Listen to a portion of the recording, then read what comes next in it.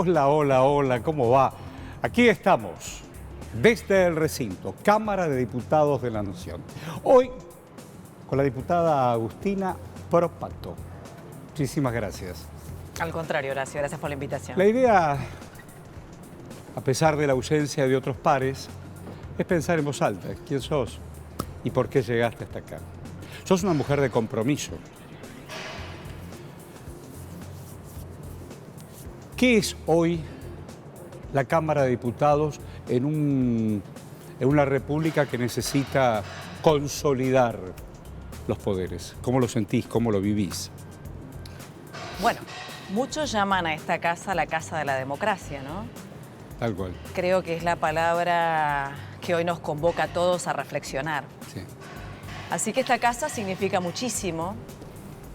Significa un espacio en donde debemos reforzar nuestro compromiso en cómo seguir después de los sucesos que vivimos esta semana pasada, ¿no? La verdad es que hoy vengo acá atravesada por un montón de emociones, emociones que todavía no he metabolizado. Es muy difícil. La verdad que sí. Y creo que estamos convocados a replantearnos muchas cosas. El sábado, vos sabés, Horacio, que estuvimos acá, en este recinto, todas las fuerzas políticas, todas las expresiones políticas, todo el arco político, la dirigencia política que tenemos por función representar, ¿verdad? Y la verdad es que hoy hay una sala vacía, porque me has convocado para esta nota y la verdad es que no siento que haya sido muy distinta a la sala del sábado, Horacio. Ah, mirá los escenarios que marcás, porque venía no la otra pregunta, sino la otra reflexión. Se pusieron de acuerdo y de pronto se levantaron y se fueron aquellos que se dicen la oposición. Entonces yo me preguntaba, ¿oposición a qué? ¿A esa república que todos queremos? ¿O una palabra? ¿De qué se trata? La derecha y la izquierda. Digo, ¿qué pasó en el medio? ¿Qué pasó en esto de poder entramar? ¿Qué pasó? Bueno, precisamente el sábado a mí en lo personal me dejó un sinsabor muy importante, Sí, ¿no? claro. Del lado de la oposición, a mí me gustaría también en este sentido hacer, ¿no?, una autocrítica, una reflexión hacia mi propio espacio político, una interpelación, una autointerpelación. Claro. Porque me parece que es injusto esto de señalar, dejando, digamos, a su espacio político o a uno mismo afuera de lo que debemos hacer de acá en más. Sí. Pero mi análisis del día sábado, objetivando lo que sucedió, es que hubo una oposición porque es la oposición al partido oficialista, al partido que gobierna. Yo soy del Frente de Todos, o sea, soy una diputada nacional de un partido de gobierno, por lo tanto, quiero hacer todos estos señalamientos conceptuales porque quiero que sea importante que acá no se trata de adjudicar al otro la responsabilidad de lo que pasó. Creo que debemos todos tomar una conciencia colectiva como sociedad, como sector político, de cómo podemos contribuir. Pero lo que pasó el sábado me dejó más preocupada aún, porque hubo una oposición al partido oficialista que se sentó, alguna parte, ¿no? Hubo muchas ausencias además, alguna parte se sentó, expresó su posición de repudio, por supuesto, contra el hecho de violencia política que se sucedió, un atentado contra la vida de una Está bien que lo caracterices también como un delito político. Sí, por supuesto. Vos sos una mujer del derecho, no fue solo un delito, porque incluso escuché algunas voces solamente caracterizarlo de esa manera. Es otra historia. Bueno, hubo diputados que en este recinto el sábado dijeron que no se había tratado de un acto de violencia política, sino de un mero acto o delito del orden policial. Yo lo escuché. Tratando de alguna manera lo escuché. de minimizar, de empezar a naturalizar, y yo creo que eso es dramático. Que alguien te quiera volar la cabeza, y ese alguien es nada más ni nada menos que la vicepresidenta de la República, además de ser presidenta del Senado, y toda su biografía, con todo lo que significa Cristina Kirchner. Yo creo que hay muchos aspectos confundidos, pero no están confundidos de manera ingenua. Yo creo que hay aspectos confundidos de manera intencional, pero también quiero que estos debates que se den entre la dirigencia política, los distintos sectores, las distintas visiones, las distintas expresiones se den con respeto. Creo que esto es lo que nosotros debemos interpelarnos hacia nosotros mismos, ¿no? La verdad es que este sábado pasado, por ejemplo, del espacio Avanza Libertad, del espacio de Javier Milei, por ejemplo, se tradujo o se definió este acto como un mero hecho policial, en donde también se hace alusión a esta equiparación de cualquier hecho policial que puede ocurrir en cualquier tipo de dimensión en la República Argentina. La verdad es que no se trata de poner en orden de prelación por encima la política, se trata de realmente entender cuál fue, o sea, qué motivó ese atentado. Yo ahí escuché, por ejemplo, una nota que circuló, que aparentemente es de alguien que se autoproclama amigo del agresor, en donde esgrime algunas cuestiones, algunos móviles posibles por el cual esta persona ha sido motivada a hacer esto. Y tienen que ver con argumentos políticos. O sea, la verdad es que creo que no puede haber duda de parte de la dirigencia política que se trató de un acto de violencia política, de un delito político, de un atentado contra la vida de una vicepresidenta democrática, te guste más o te guste menos. Mientras seguimos pensando en estos días tan difíciles y complicados, ¿por qué decidiste ser abogada? No, porque te estaba pensando en tu concepción del derecho y además de armar tu análisis en determinado lugar. ¿Por qué fuiste abogada? ¿Por qué decidiste ser abogada? Bueno, la verdad es que me defino como una persona, antes de ser abogada, muy legalista. Ah, mira. Tengo como mucho apego a lo que tienen que ver con las normas y las reglas de convivencia. ¿Siempre ¿no? fuiste así? Siempre fui así, siempre fui así. Y si me decís en qué lugar me puse, o sea, por supuesto que después por mi procedencia política, que vengo de una familia peronista y demás, siempre me puse del lado, ¿no? de la defensa de los derechos. Pero por supuesto que también soy una persona en ese sentido muy equilibrada, o sea, creo que el peronismo siempre ha sido así. El peronismo ha sido siempre una fuerza política que ha expandido los derechos, pero también con mucho apego a la autoridad y a las obligaciones, como contrapartida de ese orden social que debemos promover, ¿no? Siempre, toda mi vida, desde muy chiquita, tuve esta vocación de ser abogada. La verdad es que nunca litigué. Después, en la función privada, en donde empecé a desarrollar mi profesión, me dediqué al derecho registral, al derecho notarial. Y creo que, bueno, todas esas cuestiones me dieron una base que contribuye hoy en mi tarea política, ¿no? O sea, tengo una tarea de legislar. ¿Y esa familia de papá, mamá, o donde te criaste, más allá de las referencias, Perón, Evita, y la militancia, y las proscripciones, y todo lo que pasó en el medio, ¿no? Bombardeo, fusilamientos, que no es un tema menor. Yo soy hija de la democracia, Horacio, ¿eh? Yo soy hija de la democracia. Por eso, entonces, toda esa casa te fue contando, vos sabés que proscribieron, bombardearon, pero vos nacés ahí, en la democracia, fuiste al cole en democracia, estudiaste democracia, tuviste compañeros y compañeras de democracia.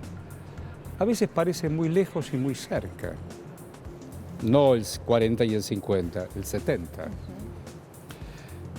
Por eso cuando ocurren cosas decimos, ¿dónde estamos?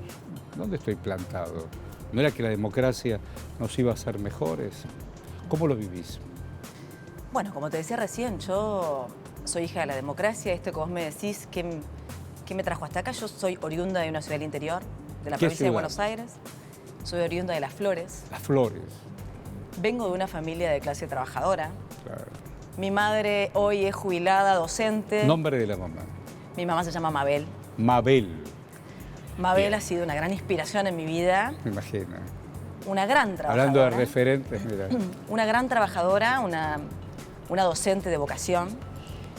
Ella se jubiló como directora rural de una escuela unipersonal que se llama. Me matas de amor. Periférica de la ciudad de Las Flores, en donde cuando se jubiló tenía 14 alumnos, ella era la directora y también era la docente de un curso que es plurianual, ¿no? O sea, hay chicos de primero y segundo grado, o sea, mi nivel inicial, otros chicos de tercero, cuarto, bueno. La verdad es que es una experiencia muy particular. Mi madre, la verdad es que hoy está jubilada, pero sigue siendo docente, ¿no? O sea, la verdad que una gran vocación. Mi papá Vicente, fallecido en el 2010, falleció una semana después que Néstor Kirchner. Yo digo siempre que en una semana me quedé huérfana de padres. Uf, qué fuerte eso. Mi papá fue un comerciante toda su vida. Un comerciante que trabajó muchísimo, muchísimo, que invirtió muchísimo en este país. invirtió en muchos proyectos comerciales en su vida, con con mejor o peor suerte, pero como resultado final en el 1998, época del menemismo, mi viejo se fundió trabajando. ¿Por qué te cuento todo esto, Horacio? Porque yo soy peronista por procedencia, porque mi madre ha sido una militante toda su vida, nunca ocupó cargos, siempre militó en las boletas perdedoras, en Las Flores, porque en el interior de la provincia de Buenos Aires, en Las Flores, hubo 25 años consecutivos en ese momento de radicalismo. Había un bipartidismo, bueno, ahora tenemos otras expresiones políticas. Y mi vieja siempre era candidata a consejera escolar, cuarta, quinta concejal. Y yo desde muy chiquita ya andaba en las unidades básicas. En cuarto grado me acuerdo que me mandaron por primera vez a un foro de la Juventud Peronista. ¿Cuarto grado? Cuarto grado. Me invitaron y me dejaron invitar a algunas amigas. Y me acuerdo que invité a una amiga que su mamá era ultra radical. Ese antiperonismo, no sé si era ultra radical, era más antiperonismo. Pero vino conmigo, fuimos a Mar del Plata. Y la madre, me acuerdo que... Y eres una niña. Lo recordamos siempre con mucha gracia, pero yo creo que es bastante definitorio de todo lo que significa esto, ¿no? Ella dijo, la dejo ir, como un tono de gracia, porque en realidad mi amiga no conocía la playa, nunca había ido al mar. Y el peronismo le daba esta oportunidad. Mirá qué gracioso, ¿no? Pero creo que es muy simbólico. Dejar de olvidar los hoteles ahí de Chapadmalal. Exactamente. Y pensar que todos esos pibes que no solo no vieron el mar porque no estaban próximos, no tenían con qué. Y entonces de pensar, no es una frase solo, los privilegiados son los niños. Realmente lo fueron. Así es. Bueno, mi viejo se fundió trabajando. Se fundió Ahí trabajando. entendí muchas cosas y empecé a comprometerme cada vez más con ser parte y discutir, ¿no?, las definiciones del colectivo. Porque mi padre, yo creo que mi padre era una persona muy inteligente, pero creo que nunca llegó a comprender o a tener indulgencia consigo mismo, de entender que había sido un proceso general lo que le había pasado. Él siempre lo vio como un fracaso personal. Por eso ese proceso neoliberal, ese proceso de desindustrialización, que Las Flores cerró todo, es una ciudad textil. La verdad es que muchísima gente se quedó sin trabajo. En el 2001, con todo lo que pasó en el 2001, muchos argentinos y argentinas, esto que le pasó a tu padre, dijeron, ¿por qué yo fracasé? No, yo puse lo mejor de mí, puse capital, puse trabajo, y el país salió por los aires. Y así que él se fue con esa convicción. Mirá vos. De alguna manera pienso que sí, hasta el día de hoy pienso que sí. También un poco esta motivación mía en la política tiene que ver con reivindicar eso. Reivindicar una generación que estuvo afectada por esto que digo, que no fue lo que le pasó a mi padre, le pasó a muchísimos argentinos. Por supuesto. Y de alguna manera todas estas cosas conformaron esta persona que hoy tiene esta dedicación exclusiva, y la verdad es que yo digo, le dedicamos la vida, tanto mi compañero de vida como yo, a esta vocación de transformación en la República Argentina, ¿no? Nosotros consideramos que la política es una herramienta de transformación. Disputamos el poder en términos, digamos, objetivos, porque es desde ahí donde se pueden construir los cambios. Y hoy estamos en un momento que me remite bastante a este momento que yo te digo, ¿Dónde te cuento. Me siento por allá. ¿Y cómo se ve, este escenario? ¿Cómo se ve la Argentina estando sentado ahí? Yo no miro la Argentina desde acá, yo miro la Argentina recorriéndola. Ah, mira qué buena respuesta. Qué buena respuesta. Nosotros somos militantes. Territorio. Es que no hay una forma de conocer que no sea esa. Territorio. Si uno se aleja... Acá se está diciendo últimamente mucho esta cosa de que la política está alejada del pueblo, que la política está alejada del pueblo. La verdad es que si uno se aleja del pueblo, acá claramente se ilustra esa situación. Se ilustra. Se pone de manifiesto. Yo creo que sí que hay una dirigencia que se aleja del pueblo hoy en este momento, ¿no? Acá nosotros últimamente tenemos grandes dificultades para sesionar, para aprobar leyes, para llegar a acuerdos democráticos. Yo digo, en la mañana hoy estaba con otros compañeros y compañeras viendo la agenda, y más allá de los proyectos individuales, digo, ¿qué pasó en tal comisión? ¿Qué pasó tal otra? ¿Qué temas pendientes? Y van postergándose. Mira, Horacio, yo creo que hay un montón de temas pendientes muy importantes. pero creo que hay temas en donde debemos marcar prioridades claras, ¿no? Claro. Yo creo que hay temas que hoy están de alguna manera relegados en esta casa, que para empezar a transformar esta realidad dolorosa que nos sucede en la Argentina, tenemos que abordarlo sí o sí, necesariamente. Sí.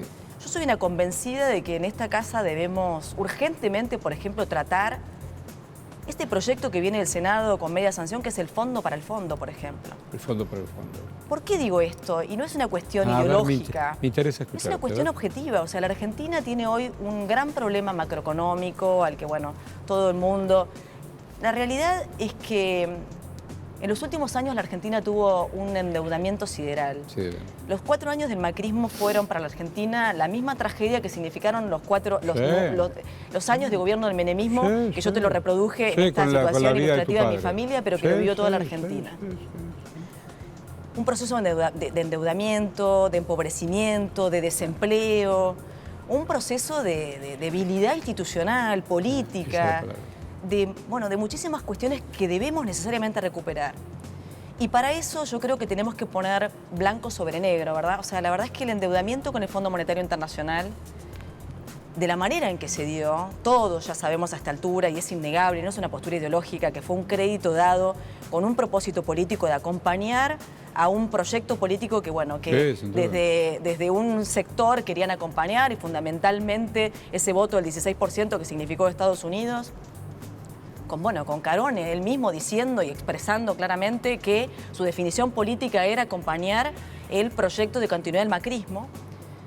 Esos 45.000 millones de dólares que hoy nos condenan a la Argentina a estar tan condicionados. Y aparte, orgullosamente, podés volver a escuchar y también decís, ¿desde dónde me lo vuelve a decir? Una deuda a 100 años. Y yo veo la cara de mis hijos más grandes o de mis hijos más chicos o de mi... Digo, no. Entonces, ¿qué quiero decir con esto también? A ver, ¿qué crees? Si no corregimos esto, claro. Nuestros padres, como me pasó con el mío en el 98, van a seguir pagando las deudas. Sí, y van a sentir que el fracasado... Exactamente, claro. y van a truncar sus proyectos de vida, y van a hacer generaciones... Porque yo, la verdad, Horacio, soy una abogada de casualidad. Yo soy primera generación de estudiante universitario en mi familia. Yo me pude venir a Buenos Aires a estudiar, porque somos todos los del interior de la provincia que tenemos que, digamos, lo que se llama el desarraigo, mudarnos a las ciudades en donde te ofrecen oportunidades de estudio. Por suerte, bueno, el kirchnerismo sembró muchas universidades, pero en ese momento no era así. Me tuve que mudar a Buenos Aires y tuve la oportunidad de que mi hermano, que tiene 2 años más que yo, en ese momento tenía 19 años, yo tenía 17, consiguió un trabajo y fue mi hermano con 19 años quien me bancó la carrera. Entonces yo digo, de amor, esto también, o sea, ¿por qué soy peronista? Movilidad social ascendente, ¿le suena? Digo, qué historia de amor, digo, aquella mamá, el papá con lo que me acabas de contar, y el hermano que te pone la espalda para que sueño sea realidad. Pero estas historias ¿cómo personales, no vas a estar armado? Que por ahí no son tan importantes, porque nunca, o sea, para uno mismo sí, por supuesto, son el fiel reflejo de nuestra historia colectiva como país. Sí, es una radiografía. Entonces, cuando uno dice, necesitamos que realmente los que se la fugaron la paguen, es para que el resto de los argentinos no sigan estando condenados a que sus proyectos de vida se trunquen, a que los jóvenes no tengan posibilidad de acceso al trabajo, a que los jóvenes no tengan posibilidad de acceso al estudio, porque en realidad estas cuestiones no son meras cuestiones de, bueno, pagar. No, es mucho más que eso. Es un condicionamiento político, es un condicionamiento a la soberanía política de nuestro país, es un condicionamiento a la independencia económica, que es el presupuesto de la soberanía política. La verdad que es muy profundo, tiene capilaridades realmente muy hondas. Y esto es lo que nosotros debemos realmente discutir en esta casa, porque si no corregimos ese rumbo, todo lo demás, por supuesto que van a ser cuestiones importantes. Sí, tal cual. Pero realmente no van a destrabar este nudo que debemos desanudar como dirigentes argentinos, más allá de las posiciones ideológicas. La verdad es que en algún momento, obviamente, acá hay muchas veces un entrecruzamiento de acusaciones, cosa que debemos realmente repensar en pos de lo que ha pasado el jueves pasado. Yo creo que debemos ratificar de nuevo en esta casa el acuerdo democrático del regreso a la democracia del 83 o pensar un nuevo acuerdo democrático. La verdad es que me hago cargo de lo que digo. Acá hay acusaciones cruzadas en donde nosotros nos ubicamos ahí al frente de todos. Muchas veces nos dirigimos a la oposición con acusaciones que, por supuesto, no son respetuosas. Y lo digo desde empezando por casa, para no sentir que otro, o sea, que uno se está Y lo de que alguna eso no se manera hace lo otro. corriendo el traste a la jeringa, Sí, como sí, dicen, sí, como sí. dicen en Las Flores, por ejemplo, Sí, ¿no? sí. Acusaciones, por ejemplo, que no tienen apego, esto que te decía que soy legalista, a los principios, por ejemplo, del derecho, al Estado de Derecho, a lo que reza nuestra Constitución, a la presunción de inocencia, a realmente respetar el debido proceso. Si en esta casa que nos dedicamos a legislar no somos capaces de realmente propugnar a la sociedad que que debemos realmente tener este respeto de nuestras instituciones, de nuestra Constitución, de nuestro Estado de Derecho, si realmente abonamos a lo que está pasando, que yo lo llamo como la antigua institución de la muerte civil. Es muy la muerte fuerte, civil, esas condenas que se generan a través a partir de los ataques, a partir de la calumnia, la injuria, la deshonra, desacreditar al otro. La verdad es que acá hay muchas acusaciones cruzadas. Y yo creo que en este sentido es que tenemos una gran responsabilidad de reflexionar acerca de cómo funciona esta casa, la democracia. ¿Llegaste o te fuiste de Las Flores, la piba, un adolescente, pero te quedaron amigos, te quedó contexto, te quedó familia, ibas y volvías? ¿Cómo era eso? Sí, claro. Mi mamá sigue viviendo en Las Flores. Ibas, claro. Bueno, hoy, pero digo, aquella piba con el hermano acá, ¿iban y volvían todo el tiempo o no? Sí, todos los fines de semana, en el tren. ¿En el tren? En el tren porque era mucho más económico, era la única forma que en ese momento podíamos viajar.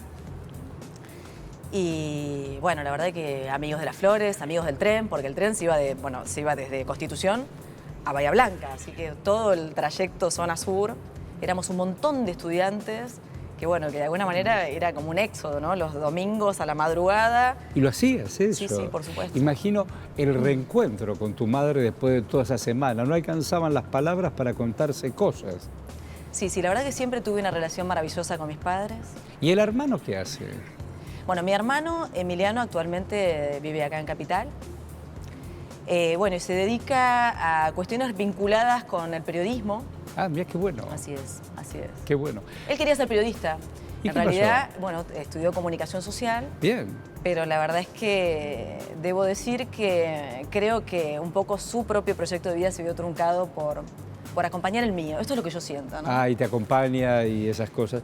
No terminó de estudiar porque trabajaba mucho. Mi hermano trabajaba en turno noche en una empresa que se llama Juncadela, que es una recaudadora de caudales. De seguridad, claro. Exactamente. Yo digo, en Así estas que eso no le historias permite de quién es uno, y hablas del peronismo, de este ida y vuelta que estamos haciendo, ¿y por qué te acercaste más al kirchnerismo? Bueno, ahí está. ¿Qué te pasó con esas referencias? Ahí está. Y no te acercaste a otros referentes. En el 2003, yo tenía 21 años. Sí. Y había vivido lo que te conté. La verdad que para mí Néstor Kirchner era un absoluto desconocido. No lo conocía, no lo tenía junado, como quien dice, Murió ¿no? papá y después muere el otro No, hombre, empezó en el pero 2010. mucho antes del antes. Entonces, Eso en el 2010, eso era pero un digo, Néstor que pero había lo tenías pasado como referente, ¿por que había qué? A ver. transformado la Argentina, ¿verdad? En ese momento, pero en el 2003 no lo teníamos radarizado. No, claro, un hombre venía de la Patagonia. Y bueno, se presentó Carlos Menem, todos sabemos cómo fue la historia. Mis padres, habiendo vivido esta historia que te cuento, de que habían fundido trabajando, o sea, una clase media siempre, bueno, la clase media, ¿no? O sea, el burro que empuja el carro. Eso, ¿no? La clase trabajadora, la clase que sostiene en marcha el país, muy afectada por ese proceso, digamos, de lo que sucedió, de desindustrialización, de desempleo, de pobreza, de marginalidad. Mi madre, fanática peronista, en el 2003, vuelve a votar a Menem.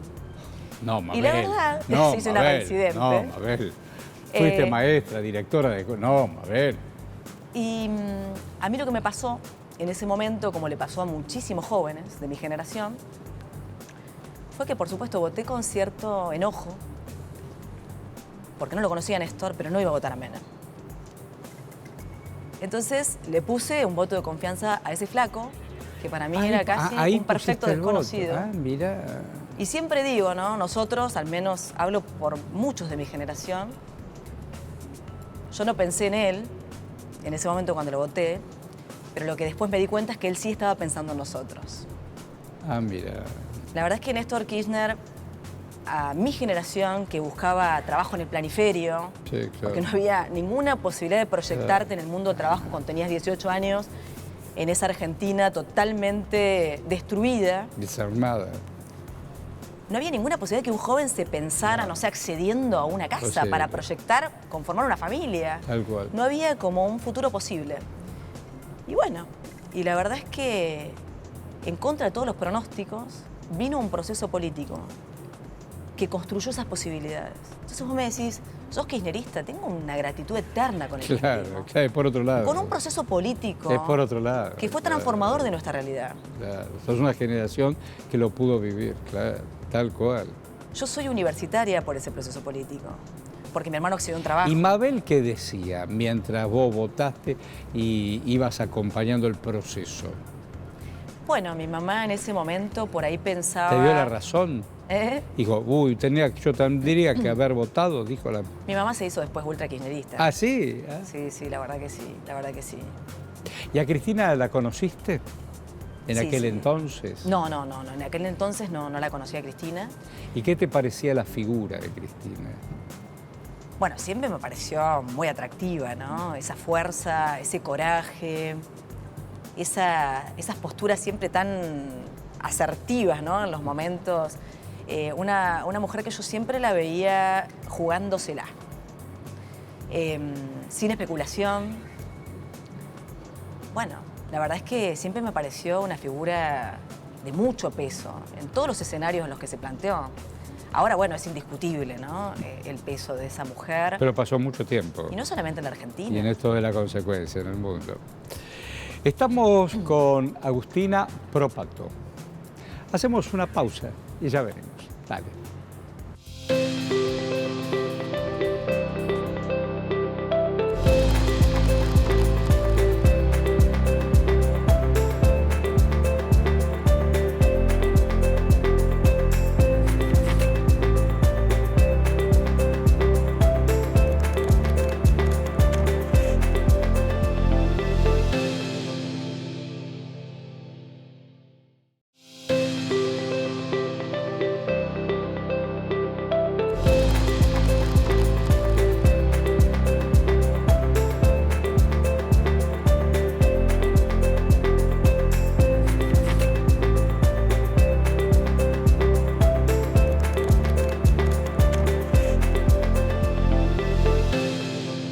Aquí estamos desde el recinto, hoy con la diputada Agustina Própato. Y me estaba contando en este espacio, este intermedio, sus proyectos, proyectos. No es solamente sentarse a debatir, proyectos. Contanos. Bueno, tengo varios proyectos presentados.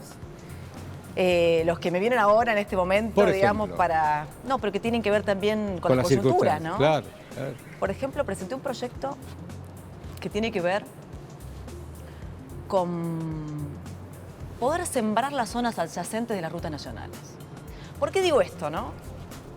En un contexto en donde hay anuncios, dólar soja, Sí, entiendo. entendemos las motivaciones, Sí. un sector agroexportador que, bueno, hoy está alentado a liquidar esas exportaciones que venían Le han reteniendo, dado pisando. un valor como para que puedan liquidar. Exactamente. Este proyecto que yo pensé y A que ver. presenté A ver. tiene que ver con una realidad objetiva. Obviamente que hay cuestiones que son discutibles, ¿no? Nosotros tenemos 36.000 kilómetros de extensión de zona adyacente en la, digamos, rutas nacionales. 36.000.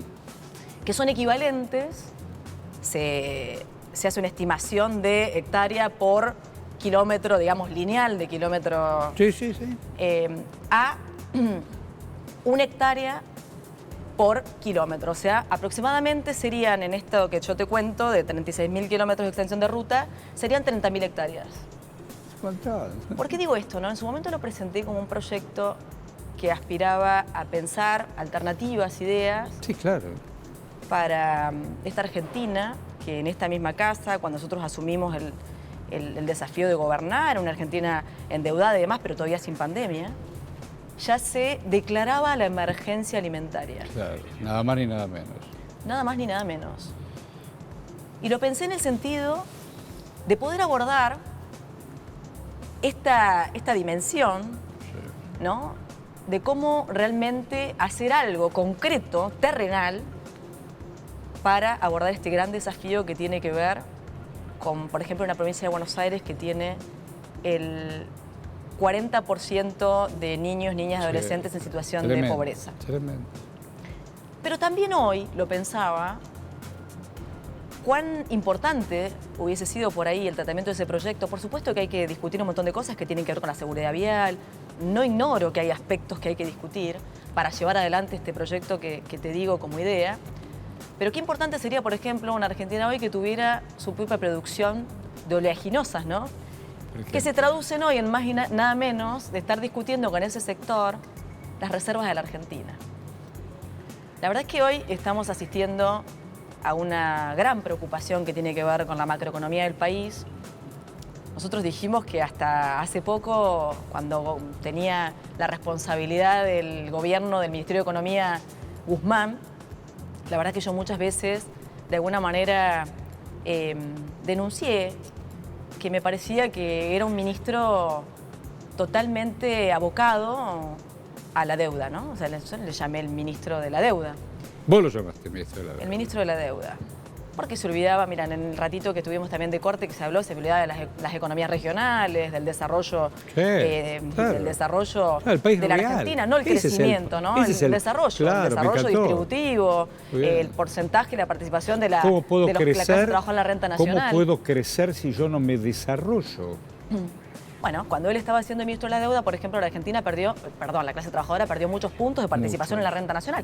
Por ejemplo, ¿no? Se desequilibró esa balanza. Mientras estábamos concentrados en la deuda, que por supuesto era un tema importantísimo. Urgente, pero había muchos otros temas importantísimos. Sí, claro. La deuda interna, no externa solamente, ¿verdad? Un chico con hambre es un... Y hoy pienso que podemos correr el riesgo de ser o de hacer un Ministerio de Economía de las reservas. O sea, de circunscribir toda nuestra energía a eso y no pensar en otros aspectos que la Argentina necesita de manera urgente.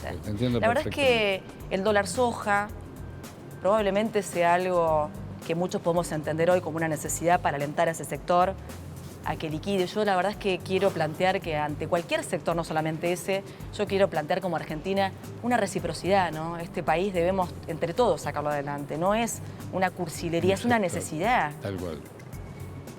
En ese sentido, yo creo que, por supuesto, el sector productor, el agro, es importantísimo. Por eso nosotros, por ejemplo, acá, en este recinto, sacamos una ley de promoción agroindustrial. Sí, verdad. O sea, por ejemplo, en esta torta que repartimos, cuando repartimos beneficios, cuando el Estado asume, por ejemplo, alguna carga fiscal para favorecer algún sector, nosotros le hemos proporcionado una torta importante ahí. Entonces, yo creo en la reciprocidad. Siempre creo en la reciprocidad. Ya te di. ¿Y ahora cuándo me toca? Claro. Ya te di. Entonces, bueno, ahora volvemos a hacer que una somos concesión. muchos los que no tenemos nada, que no podemos ponernos individualmente en un silo bolsa. Por eso, por ejemplo, presenté ese proyecto, con ese espíritu, ¿no? El mismo espíritu que hubiese tenido, pienso, probablemente una gran oportunidad que nos hubiese dado concretar, por ejemplo, lo de Vicentín, ¿no? Por ejemplo. En este contexto en donde estamos discutiendo ese gran aporte que puede hacer el sector agroexportador de la Argentina para nada más y nada menos que tener reservas que hoy, digamos, de alguna manera marcan el pulso. Otros proyectos te quiero contar. Ahí mencionaste la pandemia. ¿Cómo te fue a vos en pandemia? Bueno, yo trabajé muchísimo en la pandemia. ¿Hicieron así ¿cómo se llama? El Zoom y todas esas cosas? Sí. Bueno, yo en ese momento era legisladora, pero en la provincia de Buenos Aires. Sí. Yo soy actualmente también senadora de la provincia de Buenos Aires en uso de licencia. Ah, mirá. Y la verdad es que... ¿Y trabajaste? Sí, trabajamos mucho, sesionamos mucho. Pudimos realmente sacar muchas leyes que en ese momento fueron muy necesarias para que el gobernador, por ejemplo, pueda gestionar tamaño desafío, ¿no? ¿Con qué provincias se encontraron? Bueno, era una provincia que ya sabíamos, ¿no? Una provincia absolutamente endeudada. La verdad que la ex gobernadora María Eugenia Vidal, y no lo digo yo, acá. se lo dijeron los bonaerenses. Es la primera gobernadora que se va perdiendo por 15 puntos. La verdad es que el daño que se le produjo a la provincia de Buenos Aires en esos 4 años de gobierno... ¿Y estás acá? Fue muy importante. Exactamente, está sentada acá atrás. Fue muy... ¿Y ella lo admite, lo reconoce? No, por supuesto que no. No. Bueno, eso es lo que nos pasa un poco a la dirigencia política argentina, ¿no? Qué importante sería Yo no decir, fui. bueno... No es mi tema. En mi gestión pasó esto. Bueno, ¿podrá ella contar cuáles fueron los condicionamientos, qué fue lo que pasó? A ver, María Eugenia Vidal, al final de lo que fue la campaña del 2019, yo me acuerdo muy bien que se quería despegar a toda costa del macrismo, porque ella misma reconocía el daño económico que había generado ese equipo, ese mejor equipo de los últimos 50 años, Sí. ¿no? Me acuerdo que hacían en la provincia de Buenos Aires, yo milité siempre en la provincia de Buenos Aires, en ese momento me encargué de la segunda sección electoral por la que fui senadora, hacían papiroflexia, pero obras de arte para esconder a Macri en la boleta. O sea, no lo digo yo, esto fue una Para realidad, esconder. lo que pasa es que hay un poco... ¿Cómo se llama eso? Papiroflexia, ¿viste? Cuando hacen los barquitos, sabía. Sí. los origami, bueno, hacían papiroflexia con las boletas Nunca había electorales. escuchado eso. No sabían Bueno, cómo esconderlo a Macri, porque esto denunciaba claramente que ellos asumían que se había hecho un daño realmente palmario en lo económico, en lo social, en lo productivo, Tal cual. en el empleo. Y bueno, esto le costó que realmente los bonaerenses le dieran la espalda en esa gente. Bueno, y la verdad es que en la provincia de Buenos Aires llegamos y encontramos un diagnóstico muy complejo. Muy complejo.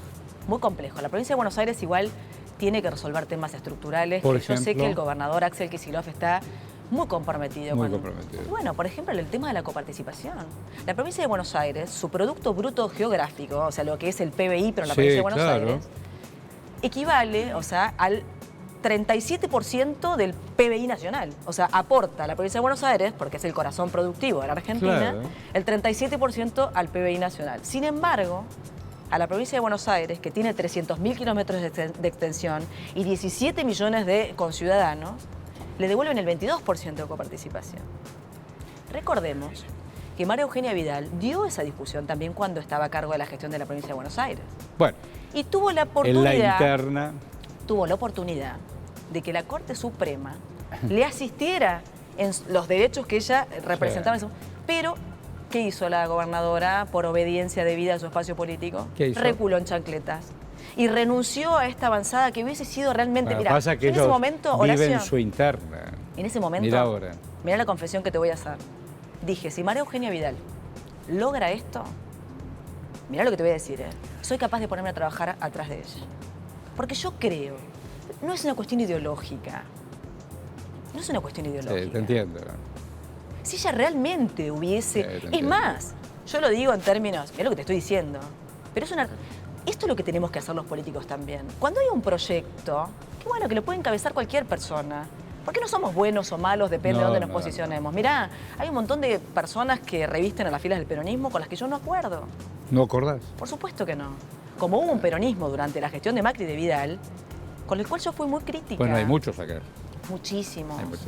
Entonces, en ese sentido, me parece que no es la cuestión de personalizar las discusiones. Entonces, cuando María Eugenia Vidal fue con ese coraje de leona, pero después terminó siendo un gatito, claro, reculando en chacletas, realmente se perdió una oportunidad histórica. Y se lo hubiesen reconocido los bonaerenses, como sí se lo están reconociendo a Axel Kicillof, que está dando esa pelea de verdad, Ah, mira. que está defendiendo los intereses de la Bueno, provincia de pero Buenos Aires, fíjate de el verdad. tema de los recursos con Buenos Aires. Buenos Aires no quiere participar en ninguno de los proyectos donde hay impuestos comunes. No lo quiere. Bueno, No quiere. estos son los temas que tenemos que discutir en esta casa. Esas asimetrías. Y no es una cuestión de, ay, qué miedo ahora la vicepresidenta de la Nación, Cristina Fernández de Kirchner, habló y puso en duda la autonomía de la Nación. A ver, tenemos que discutir las asimetrías que tiene la Argentina. Cuando hablamos del sector agroexportador, cuando hablamos de, por ejemplo, otro proyecto que tengo que es muy importante, es un tema nodal en la ¿Cuál? Argentina que debe ser discutido en esta casa. ¿Cuál? Es, por ejemplo, recuperar la política de navegación, las vías navegables, Claro. la vía troncal de Sí. navegación. ¿Por qué? Porque necesitamos Bueno, recuperar el manejo hay- y el control del comercio exterior. Total, citaste Vicentín. tal Esos son cual, reservas, tal Horacio. cual. No es algo ajeno Tal cual. a lo que le pasa después a mi ¿Inventás hijo. o recreás una oficina en Paraguay, triangulaste todo? Exactamente. Y no es algo ajeno a lo que le pasa, por ejemplo, a mi hijo, personalizándolo, pero haciéndolo ilustrativo. ¿Cómo se llama de tu que hijo? después no puede acceder al trabajo. ¿Cómo Salvador se llama mi hijo Salvador. adolescente. Entonces tenemos que empezar a vincular y tener esta responsabilidad histórica, que nos convoca. ¿Por qué hablamos de este tema de la vía troncal de navegación y por qué ¿Por presenté qué? un proyecto en este sentido? ¿Por qué? De la recuperación de la vía troncal de Para navegación. aquellos que no tienen idea. Porque a ver. venció la concesión que lo privatizó durante 25 años. Ah, Que fue ni más ni menos ¿que que a quién se lo van a dar? generar una prebenda o un beneficio Sí, señora. Sí, logístico a un sector agroexportador que hoy no está concentrado en Buenos Aires como estudiamos en los libros de historia, hoy está concentrado en Santa Fe, en Rosario. Entonces, no es algo en contra de ese sector, es reciprocidad. Un poquito. Insisto. Un poquito. Porque si se te desequilibra así la Argentina, si un sector crece muchísimo, pero si el 50% de la Argentina, pues, tenemos que reconocer que los argentinos somos pobres, no es la situación individual de cada uno o de cada sector. Porque si de verdad queremos vivir en un... Bueno, nosotros somos peronistas, ¿no? Y la verdad que la felicidad del pueblo es algo que es un objetivo que nos convoca a trabajar. Pero ese equilibrio se necesita para incluso la convivencia. Hoy que hablamos de convivencia, de paz social, Sí. hoy que hablamos... Bueno, hablemos de empatía también. Entonces, estos son los temas nodales que yo creo que debemos hablar en esta casa. Por supuesto, después pensemos otras cosas, pensemos, bueno, cómo favorecer... Bueno, por ejemplo, hace poquito también sacamos otro beneficio que es para el sector automotriz, que también tiene que ver con este objetivo de la reserva. Por eso te digo, ojo, de no reducir al Ministerio de las Reservas, así como lo redujimos en un momento al Ministerio de la Deuda. Me deja pensar. El dólar auto se llamó, ¿no? ¿Verdad? Sí. Yo Ahora es el dólar soy soja. de Zárate. Imagínate que tengo un interés particular porque hay muchas, o sea, hay una automotriz muy importante Claro, muy y hay una importante. industria autoportista muy importante. Muy importante. Si yo lo pensara en términos absolutamente individualistas y decir, bueno, no sé, es mi distrito, yo puedo... La verdad que hubiese... Pero yo creo, obviamente, que es importante favorecer un sector automotriz que hoy está aportando y que está teniendo, la verdad, que un nivel, Sí. digamos, de actividad y dinamismo para la economía muy importante. Pero bueno, creo que debemos hacer una mirada holística de todo lo que pasa. Que no debemos pensar en agotar todo el tiempo en inyectar estos recursos de la torta es una sola. Una sola. Es una sola. Y como Es una sola. como dice la Versuit Vergarabat, ¿no? Somos parte de esta torta y a pelear con dignidad. A pelear con dignidad. Acá hay muchos sectores que tenemos que discutir esto. Y en esta casa debemos representar a todos los sectores. Se necesita además una mirada, sobre todo si hay peronismo o justicialismo, donde el trabajador sea protagonista, no sea complementario. Me encantó eso. ¿Sabes lo que yo decía con mis compañeros? Digo, Hablábamos. El dólar soja, el dólar auto. ¿Por qué no discutimos el dólar salario? Total, total. Y no es solamente paritarias. ¿Cuánto vale el hombre, el género, o es una pieza de recambio todo el tiempo? ¿De qué estamos hablando? Yo quiero recuperar la participación en la renta nacional de la Sí, clase trabajadora, claro. como supimos construirla Sí, en un proyecto político nuestro claro, también. sí, Y yo sé claro. que hoy el Ministerio de Sí, Economía, claro. con Sergio Massa a la cabeza, espero, realmente estoy dispuesta a ayudar y contribuir en ese sentido. Sí, claro. Porque, claro. insisto, no solamente por procedencia, la clase trabajadora de la Argentina es la que históricamente Está bien eso de ha dólar trabajo. ha empujado Bueno, el yo te carro. digo una cosa, uno ha visto, la década del 70 no fue una casualidad. Ese consenso de Washington delineó una Sudamérica y una Centroamérica también. A México dejarle 200, 300 dólares. Ya vamos a hacer un acuerdo entre Canadá, Estados Unidos y México, pero el que pone la espalda va a ser el mexicano. No hagamos Mercosur. Brasileños son un montón, dejarle el salario chiquito, ellos van a fabricar el auto y Argentina va a hacer algunas autopartes. Los tipos te van Por diseñando supuesto. un mundo donde nunca te toca nada. Y a mí cuando me toca. Bueno, eso pasa cuando uno no tiene independencia económica y por lo tanto no puede ejercer la soberanía política. En ese consenso de Washington también se definió, por ejemplo, el renunciamiento a tener el control de nuestro comercio exterior por vía fluvial, que es el 80% del comercio exterior. Ahí está. Entonces hay hoy una división tripartita, digo, yo al menos, que es Argentina pone los granos, o sea, es Claro. la famosa primarización de la economía, Sí, claro. el granero del mundo pone Tal los granos. Uruguay pone el conglomerado portuario y Paraguay pone toda la industria naval. Por eso la Argentina renunció a su industria naval. Bajás la bandera y entonces como el fulano no me cobra impuestos y en Uruguay tengo secreto bancario, dale que va. El negocio es perfecto. Pero si queremos recuperar la Argentina, Por supuesto que no entonces es por debemos ahí. recuperar. No es por ahí. Debemos recuperar muchas cosas de esta Eso de triangulación, soberanía de ese- política no es una pavada. No, no es una pavada. Y soberanía fluvial, digo yo, soberanía logística. porque ahí vamos a tener mejor competitividad, por ahí vamos a tener menor contrabando y menos fuga de capitales, también por esa vía troncal de navegación. Mira, hay una frase que dice, la riqueza que se nos va por la hidrovía, lo que le llaman la hidrovía, es la pobreza que nos queda. Son muchos dólares, muchas divisas, a Vicentín le dimos muchas un potenciales crédito reservas del que Banco estamos negociando Nación ahí. Bueno, ahí con una empresa fundida que yo acá no la tengo. Yo ciudadano, yo ayudé a Vicentín, Horacio, Agustina. ¿Por qué ayudé yo a Vicentín? ¿Para qué? Bueno, ¿para que la fugue vía Paraguay y se le vaya? Axel Kicillof tiene ahí una postura muy firme en relación a la definición de construir el canal Magdalena, ¿no? El canal... contame qué es eso, no tengo la menor idea. Eso es importantísimo y tiene que ver con este tema, ¿no? Contame. Bueno, es la posibilidad de que la Argentina tenga una integración fluvial y marítima para manejar su comercio exterior de manera soberana. No sabía eso. Además, tenemos la particularidad, y por qué lo digo por Axel Kicillof, porque sería realmente poner en valor todo el sistema portuario de la provincia de Buenos Aires. ¡Qué bueno eso! Canal Magdalena. Históricamente este país se discutió las cuestiones que tienen que ver con la concentración, digamos, de la actividad portuaria. Bueno, no por casualidad. No es casualidad. Elma fue un orgullo. Bueno. Los astilleros Río Santiago fueron un orgullo. Bueno, vos conocés que hay conformada lo que es un consejo consultivo, que lo conforman las 7 provincias partes de lo que es la vía troncal de navegación, por supuesto la provincia de Buenos Aires, y ha habido un claro pronunciamiento de los gobernadores, que ha sido encabezado por Axel Kicillof, por Gildo Infran, por Coqui Capitanich fundamentalmente, que tiene que ver con este sentido, ¿no? O sea, la posibilidad de repensar, porque aparte vos sabés, Horacio, desde que venció la concesión, sí, claro. Se dispuso mediante un decreto la administración de esta vía troncal por parte de la Agencia General de Puertos, la AGP. Este funcionamiento ha sido muy efectivo.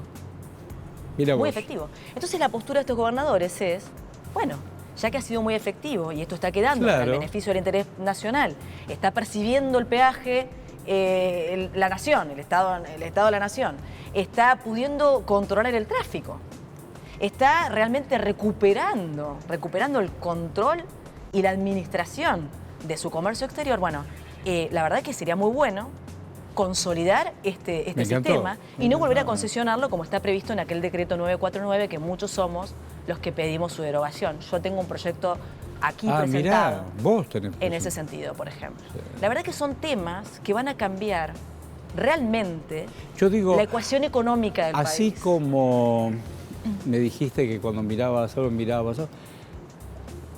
¿qué Argentina mirás para Salvador, que es tu hijo? Bueno, la verdad para mirarlo un poco más lejos. Yo en ese sentido soy muy soñadora. Bueno, no es menos. Es bueno. Y soy muy nacionalista. Yo no me di cuenta. Amo mi país profundamente. No me di cuenta. Profundamente. Sí, se te siente. Se te siente. La verdad es que yo quiero que mis hijos crezcan acá, tengan su vida acá, defiendan este país como lo defiende mi marido. Mi marido es Sergio Berni, la verdad que es una persona que tiene realmente una vocación de servicio que ojalá la reprodujeran muchos otros. El país sería otro. Bueno, se nota que estás enamorada. Está bien. No es una cuestión. Por supuesto que estoy enamorada, pero no es una cuestión de amor, no pasa. Pero es una valoración. Es una valoración objetiva. Es una valoración objetiva. Es una persona que, a pesar de que muchas veces me quejo, porque es muy caro para la vida personal dedicarle tanta vida, tantas horas. A lo que es la vocación de servicio, de ser funcionario público, de servir, de rendir explicaciones, de rendir cuentas, de estar. A pesar de eso, soy una convencida y lo hacemos también por nuestros hijos, por Salvador y por Juan. Por supuesto que sí. Mirás para adelante, mirás por mucho más adelante. Porque hay otros Salvadores, hay otros Juanes. Claro. Y la verdad es que veo hoy una Argentina en serias dificultades. Y más que nunca me siento convocada a este desafío de dar las discusiones incómodas. Porque yo te digo esto, Horacio, y a veces ¿Y te crea así diferencias importantes? No. Y sí, digo, grupales y colectivas. Hay muchos intereses creados. Sí, yo lo creo. Muy contrarios a lo que te estoy diciendo, porque en realidad... Vos hablas de hidrovía y de pronto... Si hablamos con absoluta honestidad los argentinos y sin posiciones partidistas, sin ideología, nadie se podría oponer a esto que te estoy diciendo. Y no. Porque es un beneficio... Y no. digamos, indiscutible para la Argentina. ¿Y en tu casa se habla de política? Cuando decir, bueno, ya está, dejamos todo lo que hicimos hoy, que fue un día largo, lo dejamos afuera, ¿o siguen charlando de estas Bueno, cosas? eso es un reproche que me hace permanentemente mi marido, que es que yo no paro nunca. No de para. política. No para. Me cuesta mucho, sobre todo en Hablemos de estos otra tiempos. cosa. ¿Qué hicieron los chicos? Claro, No, eso. sí, por supuesto que hago un ejercicio, o sea, soy también una madre. ¿Y la por abuela supuesto. viene a ver a los chicos? Sí, viene poco mi madre, viene poco. ¿Pero le lleva a los chicos a Mabel? Poco también. Ah, no. La verdad que en una Mabel, época, no en una época puede cuando ser. mis hijos eran más chicos, estuvo muy presente y ¿Qué me edad ayudó tienen? mucho. ¿Qué edad tienen? Mi mamá tiene, mis hijos, 18 Salvador y 7 Juan. Ah, son muchachos grandes. Bien. La verdad es que, bueno, los disfruto mucho también, o sea, a veces les dedico poco tiempo. Ellos están acostumbrados, pienso yo, no sé, ya lo resolverán. Mabel también estaba muy ocupada, ¿no? Sí, los dos. Pues me estaba pensando, Mabel, la maestra directora, en esos colegios rurales, las Mabel que hay hoy que por ahí nadie piensa en ellas, ¿no? Y cuántos anónimos, trabajadoras y trabajadores. Bueno, no sé, mi mamá fue siempre docente en la provincia de Buenos Aires. Y la verdad que debo decirte, siendo justa y justipreciando, digamos, la gestión de Axel Kicillof, que hoy, por ejemplo, el sector docente está mirado, está atendido, está escuchado, está considerado. Axel, a pesar de lo que nos tocó, la situación que nos pasó de pandemia, que por supuesto interrumpió la presencialidad también en las aulas, con todas las implicancias que Sin eso tuvo, duda. que son innegables. Y nunca hubo una intención de negar que eso tuvo implicancias, al contrario, se hicieron esfuerzos denodados por tratar de revertir una situación que claramente iba a ser en detrimento de la calidad educativa que podía Tal cual. generarse. La docencia no es solamente el ofrecimiento académico, es el vínculo, es lo social, es la empatía, es el desarrollo de la ciudadanía, la construcción. Todo eso se vio, por supuesto, afectado y Axel dispuso muchos recursos en ese momento para paliar, ¿no? Viste, sobre todo aquellos que no quieren el Estado-gobierno. Yo lo quiero, pero cuando me das gobierno-Estado para pagar mi obrero, está. La vacuna no sirve. ¿Me das la vacuna? Bueno, mal. No, pero el Estado no sirve. ¿Dónde tocaste el timbre? Bueno, mira, la provincia de Buenos Aires en un momento, yo lo decía con mucho orgullo, en un momento en donde todavía había mucho retraso, lamentablemente, fue muy desigual, ¿no? La llegada de la vacuna Sí, claro. en el mundo, Sí, en el claro. globo. De hecho, Sí, todavía claro. sigue habiendo muchos lugares con niveles muy altos de que no hay vacunación. La verdad que la provincia de Buenos Aires fue uno de los primeros lugares que se constituyó como los más vacunados, ¿no? O sea, decía el gobernador en ese momento, si fuésemos un país, la provincia de Buenos Aires, porque además tiene dimensiones Claro. ya comparables a otros países. Es como en un momento España. éramos, Provincia de Buenos Aires es como España. claro, el tercer lugar más vacunado del globo. Así, nomás, así tranquilo. La verdad que esto Tranquila, te lo digo. parece magia, ¿no? Pero no lo es. No, claro que no. María. Nunca nada es magia. Claro. Cuando uno gestiona la cosa pública, es, bueno, primero, además, la dimensión que parece, pero terrenal, que es ponerle presupuesto. La dimensión que hace real las cosas, que es, bueno, la inversión. Definir eso en detrimento de otra cosa, o sea, o no sé si en detrimento, pero priorizar eso y otra cosa. La verdad es que se tomaron decisiones muy importantes. Vos pasaste por la legislatura provincial, de hecho sos senadora ahí en stand-by, pero cuando ingresaste acá, ¿te reformulaste otras cosas? ¿Sentiste que esto, bueno? Y cuando juraste dijiste, redoblo por más. Bueno, acá por supuesto tengo otras responsabilidades, o sea, yo soy diputada nacional, tengo que representar el interés de toda la nación. Claro. Acá juré, por supuesto, en este mismo lugar, y juré A ver, por me el pueblo de la interesa. provincia de Buenos Aires, Mira. y también juré por la soberanía nacional. Que yo creo que es... Esto de la hidrovía que está, Este es el por tema de ejemplo. época, la hidrovía, el endeudamiento, Pero también me la quedé independencia pensando, económica. el tema hasta incluso, ¿desde dónde pensás la crisis alimentaria? Y pensaste en las rutas, porque uno sin hacer poesía puede decir, está bien, las adyacencias, repensarlo. Me quedé pensando en tus conceptos, pero piensa en los caminos. Siempre, cada uno, estoy pasando en limpio dentro mío ida y vuelta que tuvimos. Y siempre es un camino, tu primer pensamiento, el río que va, la ruta que va o que vuelve. me quedé pensando por dónde anda tu cabeza para construir una idea, un camino. Siempre hay un camino. Siempre hay un camino. Siempre hay un camino. Hay un camino. Ese camino se recorre. Y mira, hablando de camino... Y no se camina solo o sola. Creo que es un tema nodal la recuperación de la vía troncal de navegación, que es un momento y una oportunidad histórica y que si no la aprovechamos, la verdad es que va a ser muy caro para la República Argentina. Pero no claro, ¿otros aprovecharla. 25 años? Y hay un camino también otros construido, 25 que años. también di cuenta de ese camino en un proyecto legislativo presentado acá. Yo he propuesto que esa boya que se instaló en el kilómetro 198, de lo que habilita hoy hacer el canal de Magdalena, Sí. ese canal de Magdalena que nos va a permitir a la Voy a Argentina leer sobre integrar eso. nuestras Voy a leer sobre aguas eso. fluviales y marítimas, se llama Héctor Timerman. Porque esto me interesa lo del camino. mirá. Porque ¿Por para qué? que nosotros A estemos ver. discutiendo hoy esto, así como dice la vicepresidenta, para que estemos discutiendo Vaca Muerta, hubo que Sí, volver a recuperar YPF, sí. ¿Por porque qué? son caminos. Para que nosotros estemos hablando de la posibilidad hoy de recuperar la vía troncal Sí. de navegación, hubo un camino. La vicepresidenta de la Nación, Cristina Fernández de Kirchner, cuando fue presidenta de la Nación en su último mandato, Sí, y Héctor Timerman era su canciller, sí. transitaron ese camino de posibilidad en lo que es la administración, digamos, del río, porque el río de la Plata y Paraná lo compartimos con Uruguay. Entonces hay Claro. un organismo que se llama la CARL, que es un consejo administrador, Sí. que es binacional, que necesitó y requirió de mucho entendimiento diplomático Y ahí estuvo para Timerman. generar, y ahí estuvo Timerman, Ah, mirá. que logró es muy a buena través esa de, data. la definición, incluso hubo ahí trabas Y muy este hombre importantes lo diplomáticas. desanudó. Lo desanudó. Ah. Desanudó un famoso artículo 17 Me que encantó. obstaculizaba esta posibilidad de recuperar ese lugar para poder proyectar ese camino de recuperación de soberanía. Me encantó, me encantó. Y lo hicieron en el 2015. Entonces, esto no es tampoco, no sé, producto de la imaginación de una diputada. No, me encantó. Es un camino Me encantó. que como Argentina retomo con responsabilidad Muy bien. y proyecto continuarlo. Ella es Agustina Propato, qué camino de vida, ¿no?